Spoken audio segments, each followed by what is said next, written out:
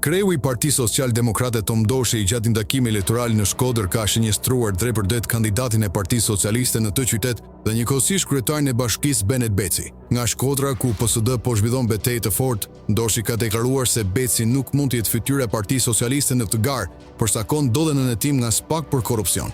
Por sulmi nuk u ndal me kaq. Doshi tregoi gishtin akuzues dhe ndaj ekzekutivit, duke thënë se gjysmë e kabinetit të Ramës është në hetim, duke cilësuar qeverinë si të kapur nga korrupsioni dhe larg realitetit të qytetarëve. Të vjen zor kur shikon gjysmën e qeverisë në burg dhe në hetim. Shumë kusht thotë se përse po e sulmon qeverinë. Ne nuk mund të marrim në mbrojtje njerëz që vjedhin qytetarët, nuk i përkasin Shqipërisë.